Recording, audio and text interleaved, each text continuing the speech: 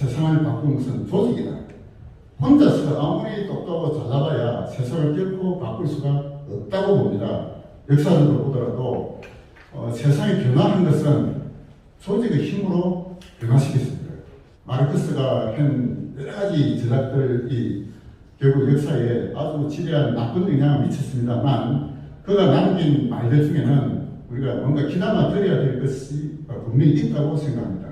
마르크스가 1848년에 공산당 선언이라는 것을 엥겔스와 함께 발표했습니다. 그 공산당 선언 발표하기 몇 년 전에 포에르바하에 관한 태제라는 짤막한 글을 발표한 적이 있습니다.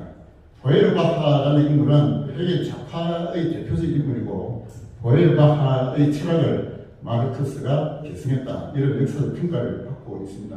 그 포에르바하에 관한 태제들이라는 짤막한 글 중에 마지막에 어떤 문구가 있느냐 이런 문구가 있습니다. 지금까지 철학자들은 세상을 해석해 왔을 뿐이다. 그러나 중요한 것은 세상을 변화시키는 것이다. 이런 문구가 있어요. 마르크스 이후 공산주의에 관한 모든 저서들은 그 말을 실천한 것이다 라고 보시면 됩니다. 좌파에 의해서 바이블이라고 할 수 있는 책이 모두 3권이 있습니다. 3권. 첫째가 마르크스와 엥겔스가 공동 제작한 공산당 선언입니다. 1848년도에 발표가 됐고요. 두 번째가 레닌이 1902년도에 저술한 무엇을 할 것인가 라는 저술이 있습니다. 세 번째가 그람시의 옥중수고가 있습니다. 1936년도에 저술했다 이렇게 볼 수 있는데요. 이 3권의 저서가 소위 좌파 이념의 바이블이다 이렇게 보시면 됩니다. 우리나라를 비롯한 세계 모든 좌파들의 모든 저서들은 이 3권으로부터 파생된 저서다 이렇게 보시면 돼요. 마르크스의 공산당 선언, 그리고 레닌의 무엇을 할 것인가, 그리고 그람시의 옥중수고, 이 3권에 대한 기본적인 이해가 있어야 비로소 좌파들에 대한 사고의 뿌리를 우리가 알 수 있는 것입니다. 대한민국의 좌파도 모두 이 3권으로부터 파생되었다 이렇게 보시면 됩니다. 공산당 선언은 아주 짤막한 그냥 팜플렛 수준의 책이에요. 이게 이 세계를 뒤흔든 뿌리라고 볼 수 있습니다. 이 공산당 선언에서 마르크스가 뭐라고 얘기했느냐? 맨 마지막에 보면 이런 구절이 있습니다. 이 전 세계에 프롤레타리아 단계다. 그대들이 이 공산혁명에서 잃어버릴 것은 그대를 묶고 있는 족쇄뿐이다. 이 야권 자본주의 사회를 깨뜨리는 것은 프롤레타리아의 단계밖에 없다라고 마르크스가 이 공산당 선언에서 이제 주장을 했어요. 마르크스가 1848년도에 공산당 선언을 발표하고 나서 그 다음 한 일이 뭐냐?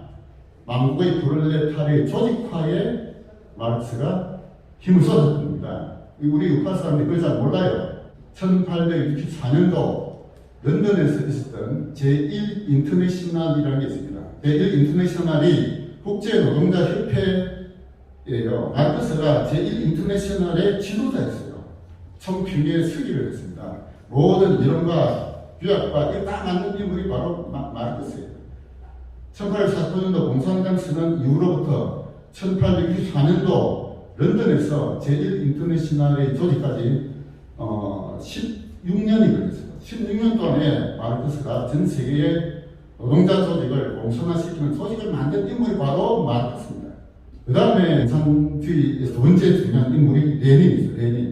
레닌은 1902년도에 무엇을 할 것인가라는 책을 썼습니다. 이 책이에요. 무엇을 할 것인가라는 책인데요. 이 레닌의 무엇을 할 것인가 이 책이 공산혁명을 성공시킨 기본서다라고 보시면 됩니다. 1902년도에 레닌이 무엇을 할 것인가라는 책을 쓰고 그 다음에 1917년도에 러시아의 공산혁명이 성공했잖아요. 15년 동안에 레닌이 한 일도 역시 뭐냐? 조직화입니다. 마르크스가 공산당 선언에서는 구체적인 조직운동의 전략에 대해서는 언급을 하지 않았어요. 그런데 레닌은 구체적인 전략을 언급했습니다. 그게 뭐냐? 통일전선자입니다. 통일전선자. 1902년도에 이 책이 나왔고 1903년도에 러시아 사회민주노동당이라는 당이 제2차 전당대회를 열었어요. 거기에서 소위 멘셰비키와 볼셰비키 간의 투쟁이 일어났습니다. 멘셰비키를 이끌었던 인물은 마르토프라는 인물이고 볼셰비키를 이끌었던 인물이 바로 레닌이에요. 그래서 레닌과 마르토프 간의 이론 투쟁이 벌어지고 그 이론 투쟁에서 레닌이 이기기 때문에 볼셰비키가 성공하고 이것이 러시아 혁명을 이끈 최초의 기폭제가 되었다 이렇게 볼 수 있습니다. 그 당원이 되기 위한 조건을 마르크스는 두 가지를 제시했고 레닌은 거기다 한 가지를 더 플러스 시켰습니다. 그 마르크스가 제시했던 두 가지 조건이 뭐냐? 첫째가 공산주의에 대한 이념적 학습입니다. 공산주의 반드시 실행시켜야 된다라는 이론을 깊이 있게 학습한 인물이 당원이 되어야 된다. 이게 기초예요. 그 다음에 플러스 두 번째가 뭐냐? 당비예요. 당비. 돈을 내야 된다.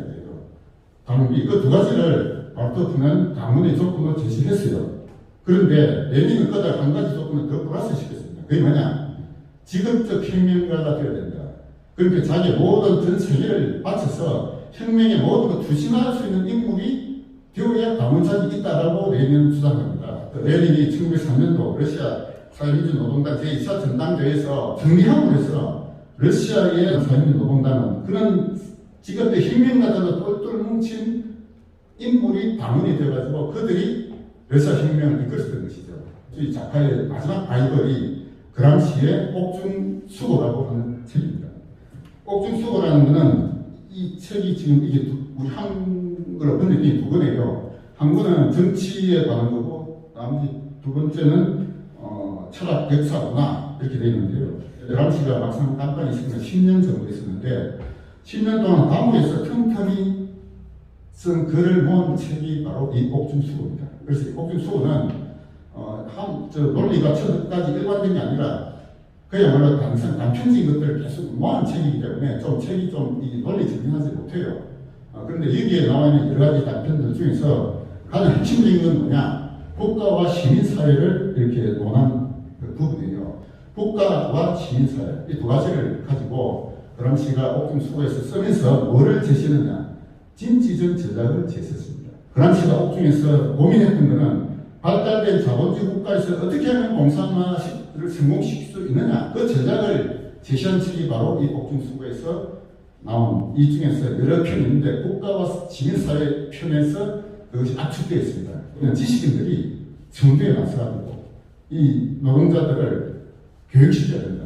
우리말로 교육이지만 다른 말로 하면은 선동하고 세뇌시켜야 된다. 이렇게 표현한 겁니다. 그람시의 진취적 전략이 1930년도, 6년도부터 나왔는데 이것이 역사적으로 언제 발달되느냐 하면 1980년도에 비로소 역사적으로 발전하기 시작했어요. 왜냐? 그 전까지만 하더라도 좌파의 전략은 주로 기동전이었어요. 기동전은 뭐냐? 우파와 전면 싸워서 붙는 거예요.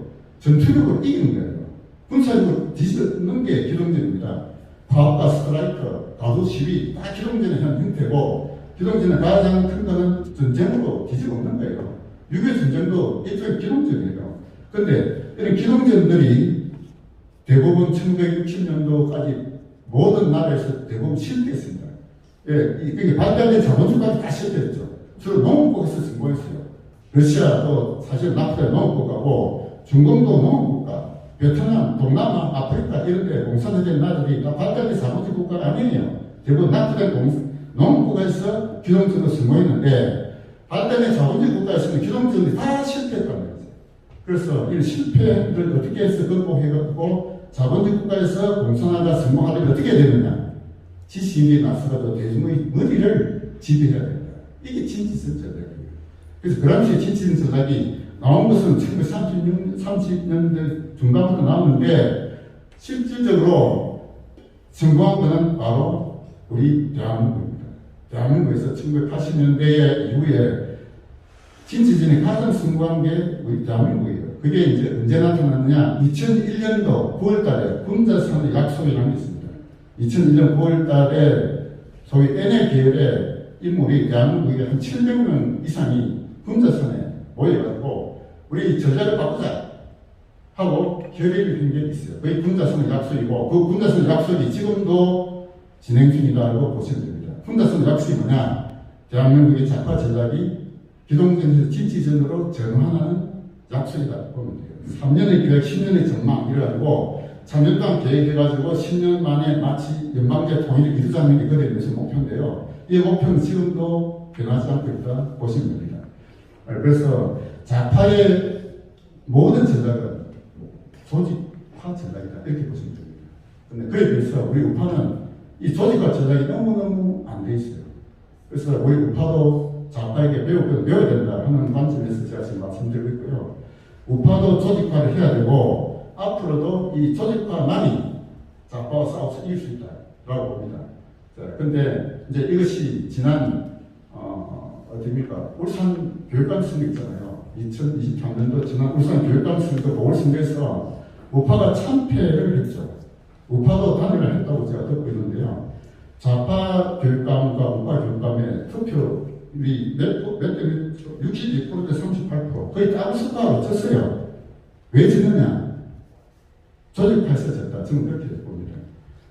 투표율이 낮으면 낮을수록 조직화가 잘 된 쪽이 훨씬 더 승리할 확률이 높죠. 울산의 교육감 선거가 투표율이 몇 프로? 26.5%. 그래서 지금은 여론조사가 5%, 10% 정도 차이를 조직화해서 지집실 수 있다는 게 지금 좌파들이 이미 실천하고 있어요. 그래서 우리 우파도 앞으로 우파 진영의 조직화가 절대적으로 필요하다. 이렇게 지금 말씀드리고, 그래서 오늘 이제 제가 나눠준 봉투에 보면은 우리 우파의 조직화를 위한 방안이 지금 제시되어 있다고 보시면 됩니다. 그리고 우리 자유시민연합의 앞으로의 목표는 우리 윤석열 정권 성공을 위해서 우리 우파 진영의 모든 인사들을 조직화하자는 것이고, 조직의 3조에서는 첫째가 목표, 두 번째 사랑, 세 번째 작업입니다. 회비를 그동안에 우리가 예금 계좌로 바꿔보니까 이 잘 안 됐어요. 그래서 예금 계좌로 받지 말고 앞으로는 휴대폰 요금에 포함시키지 않는 것으로 이제 바꿨어요. 그래서 제가 봉투에 모두 11장의 우리 자동이체 납부 신청서를 넣었는데요. 본인은 그렇게 기록을 하셔가지고 본인은 작성해서 제출해 주시면 되고, 본인으로부터 저간 중간에 우파 진영, 윤석열 정권 성공을 위한 모든 사람들을 우리가 회원가시키자 하는 것이 저희들의 목표다라고 볼 수 있습니다. 그래서 오늘 이 자리에 바른청년연합이 청년들이 조직화를 목표로 하고 지금 회원을 10,000명 가입하는 걸 목표로 하고 있다 제가 들었거든요. 참으로 희망적이고 바람직하다고 보고요. 저희 단체도 올 연말까지 조기에 우리 회원 10,000명을 가입시키자 하는 것이 저희들의 목표다 생각합니다. 이상 마치겠습니다.